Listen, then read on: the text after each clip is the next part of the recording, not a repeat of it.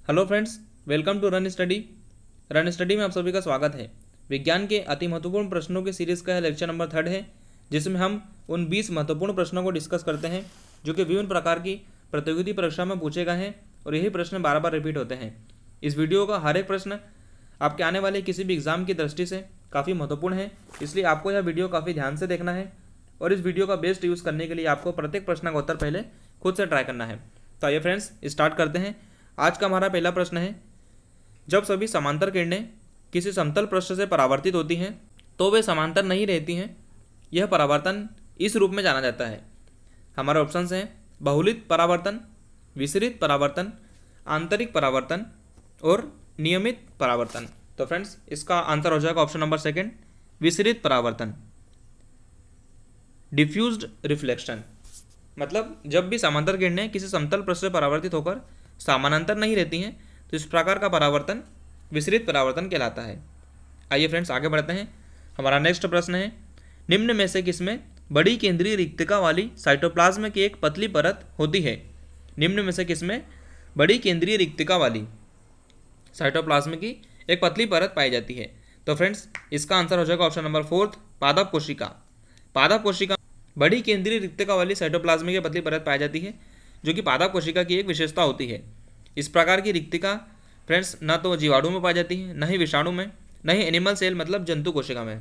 आइए आगे बढ़ते हैं। हमारा नेक्स्ट प्रश्न है, निम्न में से कौन एक उदासीन ऑक्साइड है?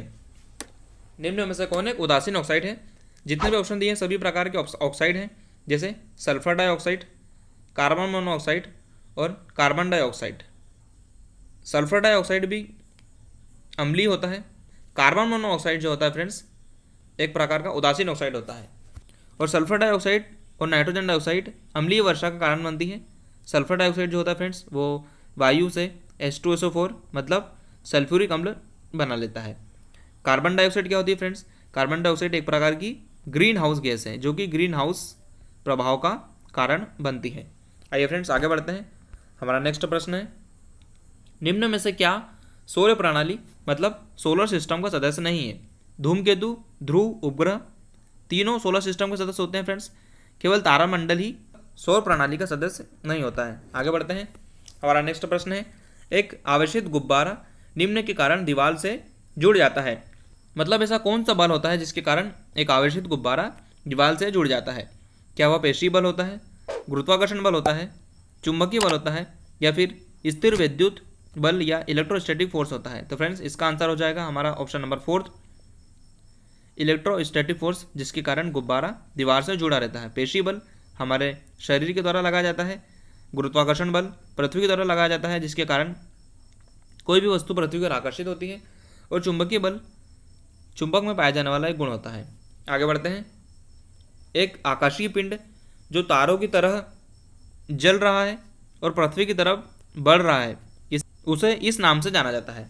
तो फ्रेंड्स, क्या यह सीरियस है, धूमकेतु है, उपग्रह है या उल्का है? तो फ्रेंड्स, इसे उल्का के नाम से जाना जाता है, जो कि तारों की तरह जल रहा है और पृथ्वी की तरफ बढ़ रहा है।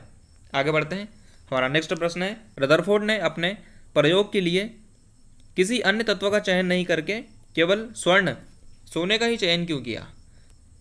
हमारे ऑप्शंस हैं उसकी उच्च चालकता के कारण, उसके उच्च घनत्व के कारण, उसकी उच्च आघात वर्धनीयता के कारण या उसकी उच्च तन्यता के कारण। तो फ्रेंड्स, हमारा आंसर हो जाएगा उसकी उच्च आघात वर्धनीयता के कारण, क्योंकि सोना सबसे ज़्यादा आघात वर्धनीय होता है। आघात वर्धनीयता गुण क्या होता है फ्रेंड्स? कुछ धातुओं को पीटकर पतली चादर के रूप में बनाया जा सकता है। इस गुणधर्म को आघात वर्धनीयता कहते हैं फ्रेंड्स। सोना और चांदी जो है वो सबसे अच्छे आघात वर्धनीय होते हैं। फ्रेंड्स, आपको यह पता होना चाहिए कि सोने में सबसे अच्छी थी तन्यता का गुण भी पाया जाता है। तन्यता क्या होता है फ्रेंड्स? किसी धातु को पतले तार के रूप में खींचने का जो गुण होता है। अब यह बहुत ही आश्चर्यजनक बात है कि 1 ग्राम सोने से हम 2 किलोमीटर लंबा तार जो है वो बना सकते हैं। 2 किलोमीटर लंबा तार। आगे बढ़ते हैं। हमारा नेक्स्ट प्रश्न है, लोहे के पात्रों को टीन से लेपित किया जाता है। क्यों किया जाता है? मजबूती बढ़ाने के लिए, भार में वृद्धि करने के लिए, जंग की रोकथाम के लिए, अच्छी चमक के लिए।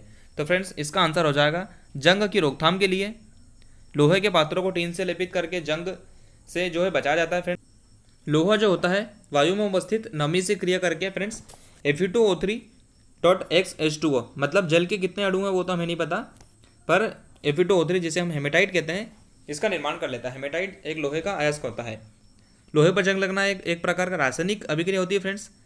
लोहे पर जंग लगने को रोकथाम के लिए और क्या क्या कर सकते हैं हम, जैसे टीन से लेपित किया जा सकता है, प्रश्न में ही दिया हुआ है।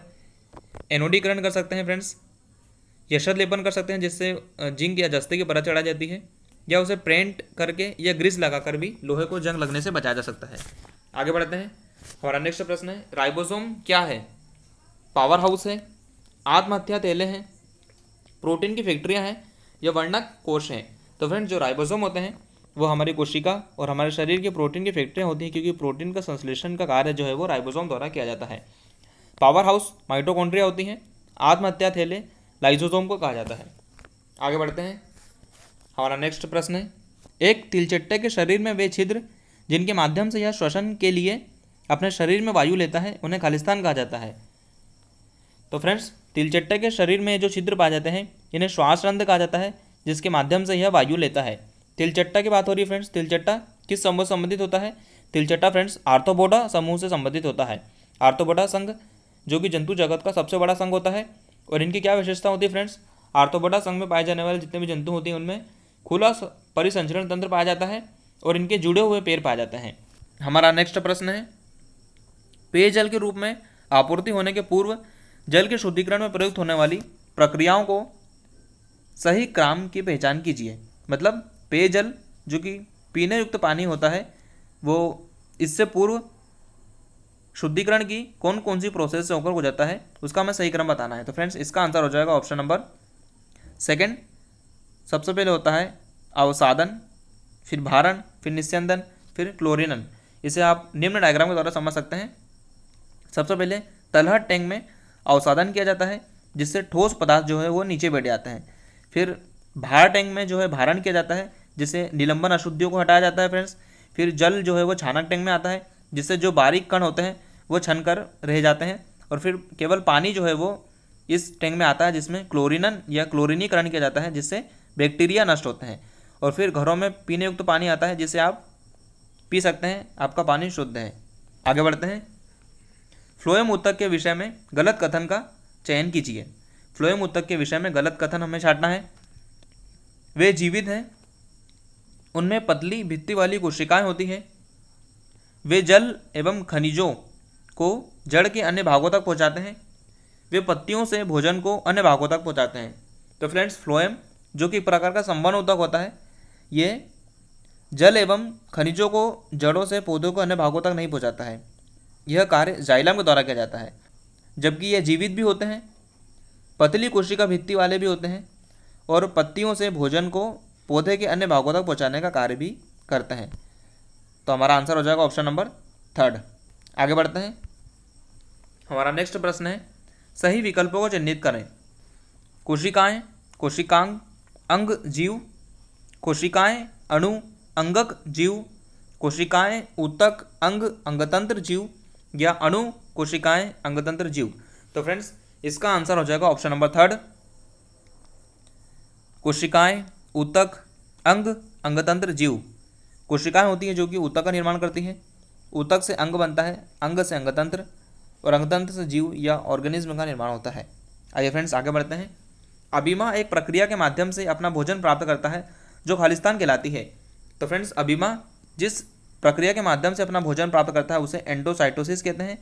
हिंदी और इंग्लिश दोनों में से एंडोसाइटोसिस कहा जाता है। इस प्रक्रम को हम निम्न डायग्राम के द्वारा समझ सकते हैं। अपने फ़ोन को थोड़ा उल्टा सीधा करिएगा फ्रेंड्स। सबसे पहले अबीमा होता है, जैसे कि आप देख पा रहे हैं ये अबीमा है और ये खाद्य का कण होता है जो कि बाहर की ओर है। खाद्य कण को प्राप्त करने के लिए अबीमा एक उंगलीनुमा संरचना बनाता है फ्रेंड्स, जिसे हम स्यूडोपोडिक कहते हैं। फिर इस खाद्य कण को अबीमा ग्रहण कर लेता है और अंत में इसका पाचन कर लेता है। इस अभिक्रिया को एंडोसाइटोसिस कहते हैं। आइए फ्रेंड्स आगे बढ़ते हैं। हमारा नेक्स्ट प्रश्न है रदरफोर्ड के परमाणु मॉडल के अनुसार किस अपरमाणविक कण को नाभिक के भीतर माना जाता था। फ्रेंड्स जब रदरफोर्ड ने अपना परमाणु मॉडल प्रस्तुत किया था उससे पहले इलेक्ट्रॉन की खोज हो चुकी थी। मतलब यह पता चल गया था परमाणु जो होता है वो अविभाज्य नहीं होता है। परमाणु के अंदर कम से कम एक अपरमाणविक कण तो अवश्य पाया जाता है जिसे हम इलेक्ट्रॉन कहते हैं। परंतु यह नहीं पता चला था कि इलेक्ट्रॉन जो होते हैं परमाणु के अंदर किस प्रकार व्यवस्थित होते हैं।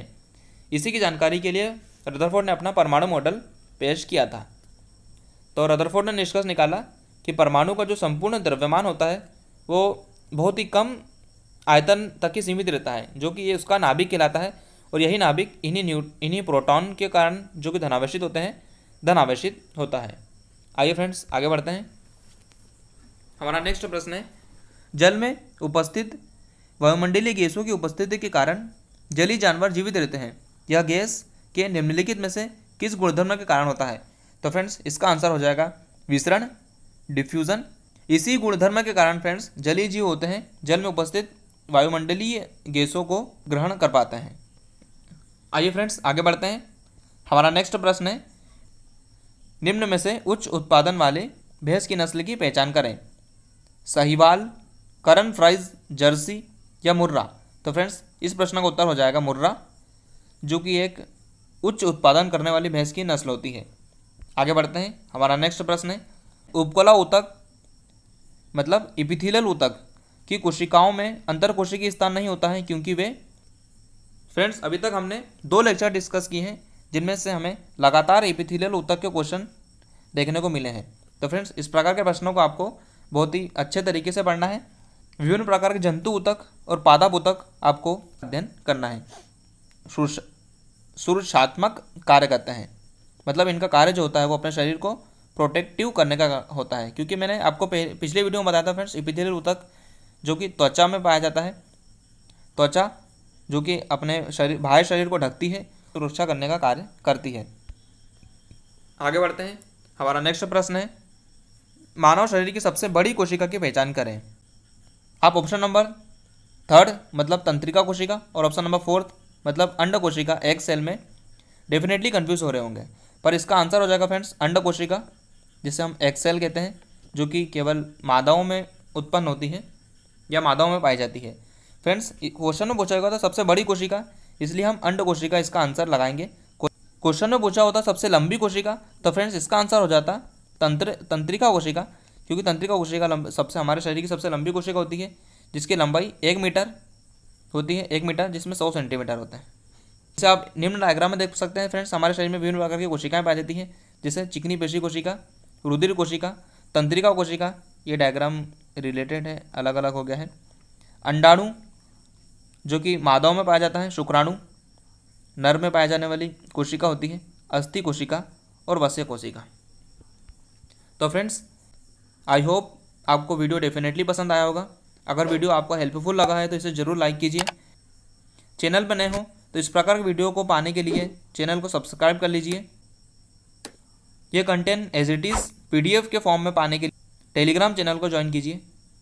मिलते हैं नेक्स्ट वीडियो में, तब तक के लिए बाय बाय, टेक केयर।